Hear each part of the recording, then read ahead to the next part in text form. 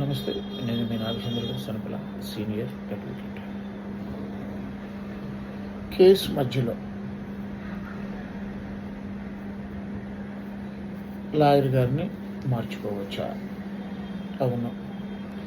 Case మొదలు అయిన దగ్గర నుంచి కేసు ముగిసేలోపు ఎప్పుడైనా మరి ఎన్నిసార్లు అయినా మనము లాయర్ గారిని మార్చుకోవచ్చు. దీనికోసం మీరు మీ ప్రస్తుత లాయర్ గారి వద్ద నుంచి నో అబ్జెక్షన్ వకాలత తీసుకుంటే చాలు. అంటే కొత్త వకాలత్ మీద వెనక వైపున ప్రస్తుత లాయర్ గారు డీటెయిల్స్ రాసి సంతకం చేసి నో అబ్జెక్షన్ అని రాసి కేసు రికార్డు మీ చేతికి ఇస్తారు.